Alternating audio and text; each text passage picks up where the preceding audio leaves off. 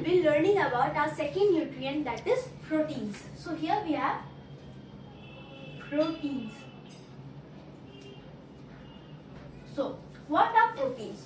Proteins are organic compounds. What are organic compounds? Organic compounds are the compounds which can be available in our nature easily. So these are the organic compounds which have carbon, hydrogen and oxygen along with sulfur, phosphorus and many different nutrients. So now we will be discussing about proteins. So we can write that organic compounds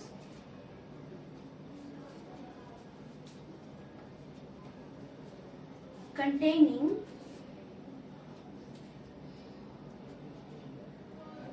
carbon, hydrogen and oxygen along with nitrogen, sulfur and phosphorus. So they are organic compounds. So we can say that the main points are organic compounds containing carbon, hydrogen and oxygen along with nitrogen, sulfur and phosphorus. So these are the main points of this point. So next, how much energy do proteins give? It is not like proteins do not give us any energy. So they also give us some amount of energy. So they give energy as same as carbohydrates. So they give the same amount of energy, that is 4.2 kilocalories, or I can directly write kcal per g. So kcal per gram, that is kilocalorie per gram, or I can write 17 kilojoules per gram. So they give us 17 kilojoules of energy. So this comes under physics, work and energy. We'll be covering that topic in our future videos. So they give us 4.2 kilocalories per gram or 17 kilojoules per gram actually. So it's not like they give only 17 or 4.2, but we don't eat 1 gram, right? Like when we eat potato, we eat the whole slice of potato. We don't eat 1 gram of potato. So like we get a lot of energy in protein. So the basic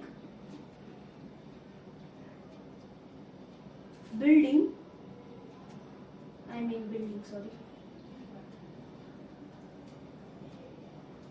blocks of protein are nitrogen containing components called enzymes. So enzymes actually. Yeah. So the basic building blocks of proteins are nitrogen containing components called enzymes. So these are the basic building blocks of proteins. So like there are many different types of proteins. So I'm not going to write the types of proteins because I have already explained in the previous video about bodybuilding foods. So what are the different types of proteins? The different types of proteins are enzymes. So first one is enzyme. So what is an enzyme? Enzyme is not like this enzyme. This enzyme is actually built up by protein. There are different types of proteins also. First one is enzyme. So enzymes help in digestion of food, as I said in the previous video. Bile, gastrovascular juice, hydrochloric acid, and then pancreatic juice, salivary glands, so which produce salivas. And these are the enzymes. The second one is hormones. There are some hormones produced by proteins. Not all hormones, only some hormones like insulin. Insulin is an hormone produced by protein. Then we have our transport proteins. What are the transport proteins? Hemoglobin. As I explained in the previous class, Hemoglobin are transport proteins. They transport oxygen and carbon dioxide through different parts of the body. Then we have contractile proteins. These proteins help in the movement of that is expanding and contracting of the muscles in the body. And then we have protective proteins. So which actually we can say the RBCs and the WBCs, not RBCs, the WBCs, the immunity enzymes in our body are actually called as the protective proteins. So these are the different types of proteins. Then deficiency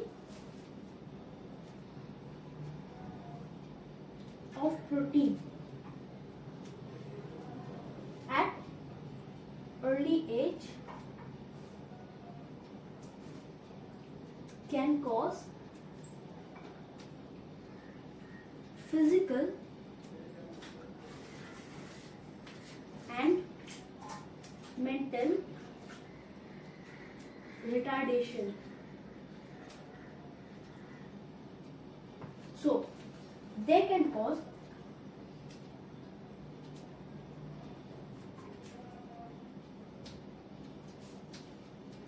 kwashiorkor or marasmus. So they can cause kwashiorkor or marasmus. So now deficiency of protein at early age. Early age means when the baby is just being born, or early age we can say like from 0 to 1 or 2 years. So that age can cause physical and mental retardation. Physical and mental retardation means a deficiency of growth. For example, the growth won't happen. Both physically and mentally the growth is being stopped, or it has some deficiencies in it. So they can cause kwashiorkor or marasmus. So what is kwashiorkor or marasmus? So kwashiorkor is a disease in which a baby is put on a starchy diet. It means that at the early age the babies have to get breastfeeded by their mom. So but for example, if the mom is not able to breastfeed the baby, but it gives them on some different foods, like it gives them some food to the baby, thus the baby can get protein. It can get carbohydrates, but it won't get protein. As a result, its abdomen gets swollen, but it will be very weak. So that is actually kwashiorkor. And then we have marasmus. Marasmus is most frequent in India. It is because there are many poor people who do not have proper nutrition. They don't have proper food. That's why the child is not able to get sufficient food to eat. So it grows very thin. So that is what a marasmus is. So these are actually very vast topics. So there will be our next video about deficiency of diseases. So this was actually about protein. So we can continue our points about protein. It helps in growth of body.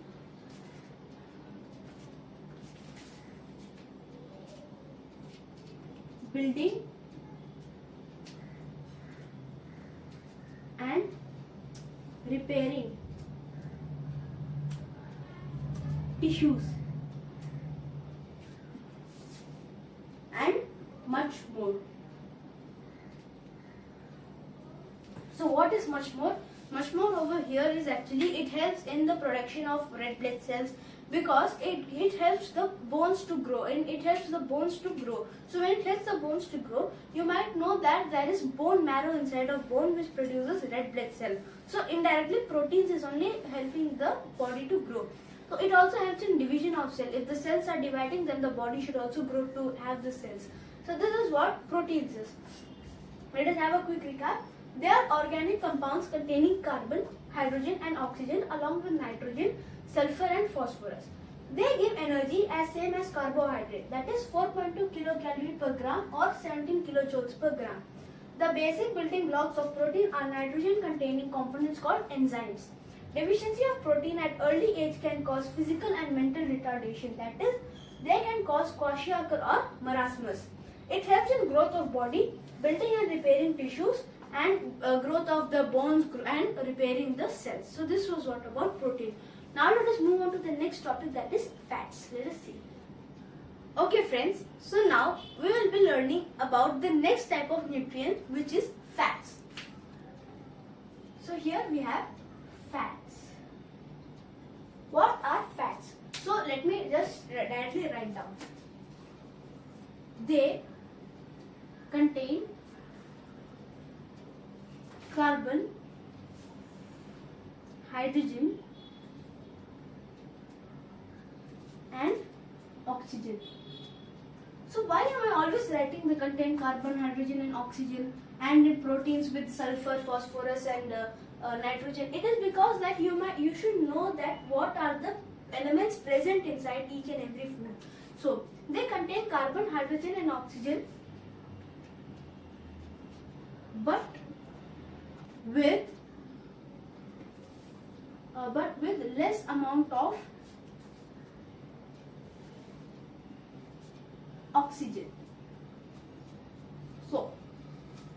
So they contain carbon, hydrogen and oxygen, but with less amount of oxygen. So first let me explain you each and everything about fats. So then we'll be ready. So fats can give you 9.3 kilocalories per joule. 9.3 kilocalories per gram of energy, or we can say 37 kilojoules per gram. So if you compare with proteins and carbohydrates, they give you 17 kilojoules, and here they give you 37. So 17 twos are 34. So almost double. You can say like more than double, not almost, more than double energy fats can give you. So there may be a question in your mind, when fat gives you a lot of energy and it is also helpful in many things, then why do we eat carbohydrate and protein? Why can't we only eat fats? It is because there are some reasons. First reason, fats is not present in most of the foods, so there is only present in specific foods. Second thing, if you eat a lot of fat, like, because if you eat food, you won't be eating only like less amount of food, you'll be eating a large amount of food. But if you take a large amount of butter, a large amount of oil, if you take large amount of nuts, it will be very harmful for you, and it can also cause a disease to you that is actually called as diabetes. So diabetes is actually a disease which can caused by excess eating of fats. So even if you eat a lot of fats, you can also be obese. That is called obesity, or obesity is one disease, and second is diabetes. So second point, let me write down. They give 9.3 kcal per gram of energy, or I can also write 37 kilojoule per joule per gram. So they give almost double. I mean, not almost double, not almost. They give more than double.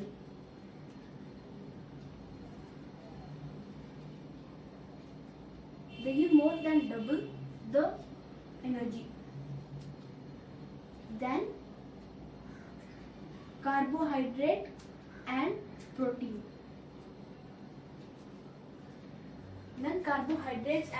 So they give you more than double. So you know it can. Do you know that excess amount of fats can cause a disease called arteriosclerosis? So what is arteriosclerosis? So arteriosclerosis, I might make pronunciation mistakes. It may be arteriosclerosis. So what is arteriosclerosis? It is actually a disease in which if you take a lot of fat, it is not a disease, you can say it is actually a major problem. So if you take a lot of fats, then fats do not just flow inside your body. Like at 20 degrees Celsius, they can be solids at 20 degrees Celsius. So, but in many parts of the bodies, the temperature is less. So what happens is, in arteries, the fats get solid. So that is, they block the way of the arteries in the heart. So the blood flow gets stopped. So when you get that problem, what happens is the blood flow can suddenly stop. So that is why a person can get heart attack. This may cause death. So this is very fatal. So the third point is, they are solid at 20 degrees. More than 20 degrees of temperature. By 20 degrees, I mean 20 degrees Celsius. They become oils. So more than 20 degrees, they become oil. So then we have the next point. After this point, we have one more point, that is, there are two types of fat. One is saturated and one is unsaturated. What are saturated fats? So there are actually two types of fats. Saturated fats. So the fats which contain only one bond between them are known as fats. So to understand that, you need to learn one more point. That is, fats are made of glycerol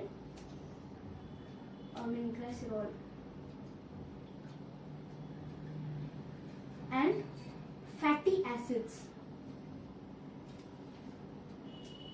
So you might have heard the word fatty acids at many parts. So it is made up of glycerol and fatty acids. So you might have you might have heard fatty acids. So what are fatty acids? 1 gram of fats contains, not 1 gram, 1 molecule of fat contains 3 molecules of fatty acids and 1 molecule of glycerol. So they contain 3 molecules of fatty acid and 1 molecule of glycerol. And let me write one more point. They are insoluble in water.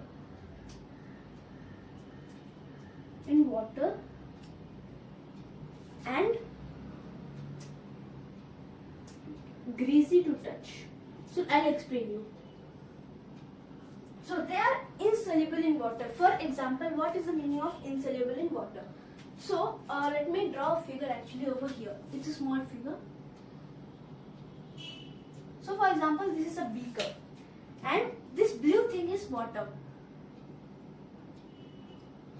So if I add fats, that is oil. So if I add oil in this, you will see that oil actually floats on water.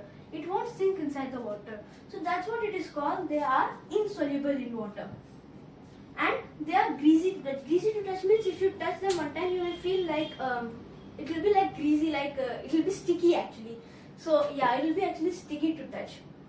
So next, we have 1 molecule of fat contains 3 molecules of fatty acids. Fatty acids are some acids which are present in the fats, and 1 molecule of glycerol. Glycerol is also a component of a fat. We'll be discussing about them deeply in chemistry. Then, so these are what? Fat are made up of glycerol and fatty acids. So there are 2 types. I'm not going to write them down. Saturated and unsaturated. Saturated fatty acids contain only 1 bond between them. That is there will be 1 glycerol and there will be only a single bonded between them, and unsaturated is double bonded or more bonded. So these are unsaturated. What are the functions of fat? Because there is not only cons of it, we also have some pros of it. So what are the pros? The pros of the fats are, they can form a protective layer around eyeballs, kidneys, livers and many gallbladders also. So they can form a protective covering. Second thing, they can form a layer beneath the skin that are called blubbers. So actually, what are blubbers? So if you take during the time of winter seasons, so in winter season, they actually they are the bad conductors of electricity. Not electricity, heat. So that's what, they give heat to the body. We don't get so much cold if there is fat present below the skin. And then they also perform many different functions inside our body. So these were about fats. Now let us learn about vitamins and then minerals. So let us see.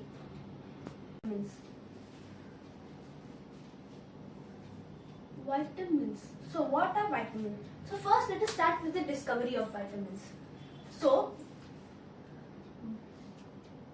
the vitamins, vitamins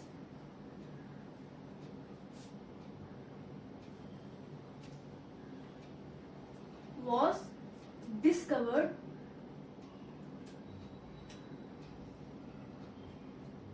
by C. Funk. It was discovered by C. Funk in 1911. So vitamins were discovered by C. Funk in 1911. They are complex organic compounds So they are complex organic compounds. So now as we know, vitamins are protective foods. They are not energy giving or body building. So we can say that they neither provide energy nor help in bodybuilding.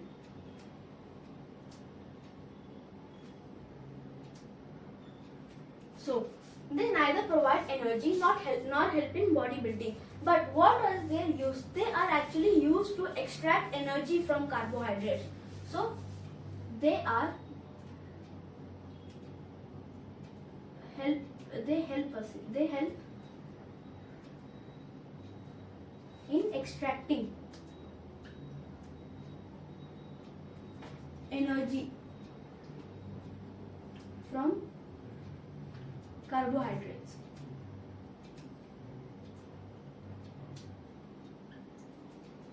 So they help in extracting energy from carbohydrates.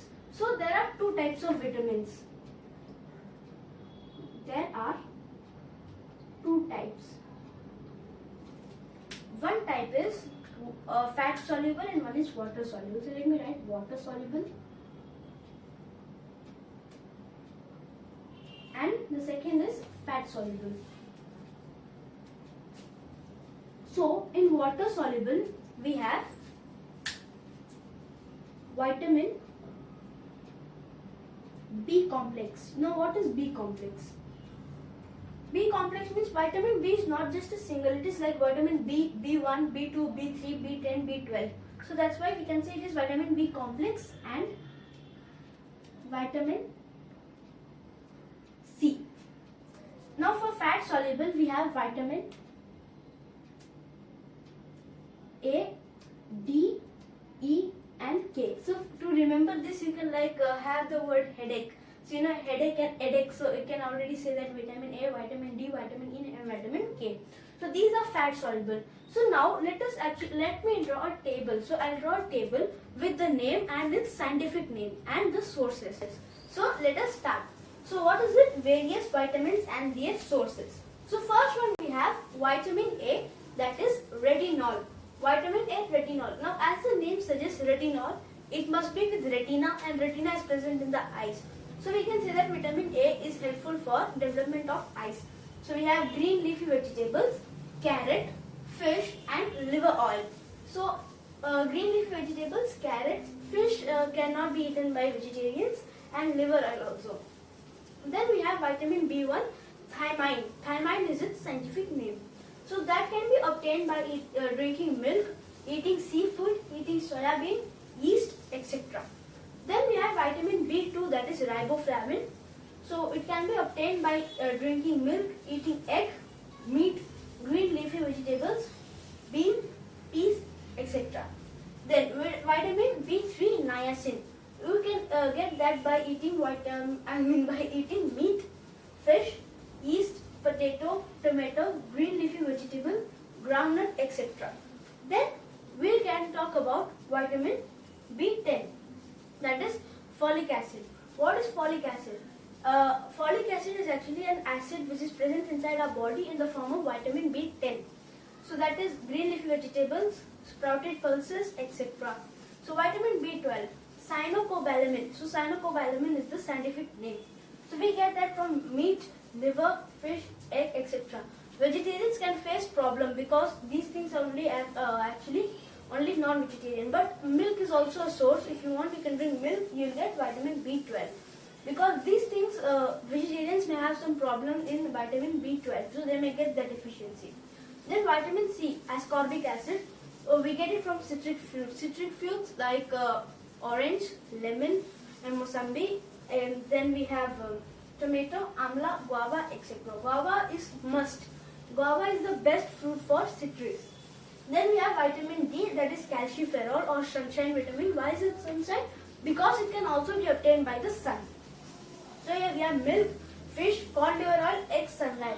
It is not that we get directly from sunlight. We get from the sunlight, then our body synthesizes it to get vitamin D. Then we have vitamin E, tocopherol. which is peanut, egg, milk, cereals, bread, green leafy vegetables. Then vitamin K, phyloquinone. Phyloquinone we get from green leafy vegetables, fruit, fish and bacteria. So these bacteria are present in small intestine. They also get synthesized by the body. So this is the table for the various vitamins and their sources. So now we'll be learning about the last topic for the day, which is minerals. Let's see. So now we have the last and the final nutrients in our list, that is minerals. So now we'll be learning about minerals. So here we have minerals. So the first thing is they are inorganic compounds. Now what is inorganic compound? So they are inorganic compounds. Inorganic compounds, it means that they are not present organically. It is that you have to take them in different forms. So for example, if you take organic compounds, so they may be produced inside your body. But inorganic compounds have to be taken.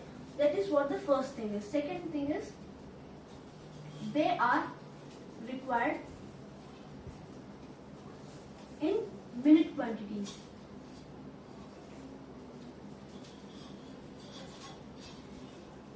So they are required in minute quantities. It means they are required in very small quantities, not in large quantities. Then growing children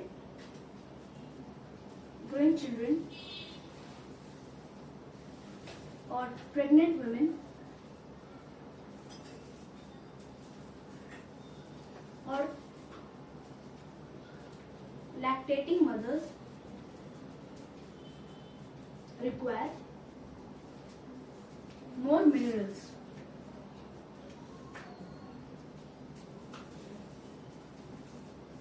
Especially calcium and iron. So especially calcium and iron is required for growing children, pregnant women and lactating mother. Then in your body there are 29 elements. So how are there 29 elements? There are like many elements. Like first thing is phosphorus, we have calcium. These are elements of the periodic table, right? Calcium, and then we have phosphorus, we have iron, then we have iodine, then oxygen which goes inside, carbon dioxide, then we have nitrogen which we intake, and then fluorine, chlorine. There are many things inside our body. So that's what, there are mostly 29 elements inside our body. So let me now explain you about each and every mineral. First one is calcium. I'll be explaining only the main points of calcium. Calcium is used for hardening of bones and teeth. This is the main point of calcium. Second one, we have sodium, that is used for keeping correct level of body fluids. Then we have third one as phosphorus. It is helping us to maintain the nerve impulses. Fourth one, we have iodine, which is used for making hemoglobin, and which hemoglobin is the red pigment present inside the body. Then we have iodine, which is used for producing peroxide, so which is present in thyroidical gland, which is over here. And then we have fluorine, which prevents tooth decay. So these are all the minerals and vitamins present inside our body. So this was our today's topic about food components and nutrients. So I hope you have enjoyed the video. This video was actually a single video. I had break into 3 parts. So I hope you have enjoyed the video. If you have enjoyed the video, do like the video, share and subscribe to this channel. If you find this video even a little bit informative, do consider subscribing and sharing this video to your friends. And see you guys in the next video. Subscribe for more updated and amazing notifications and video. Thank you so much for watching. Thank you and goodbye.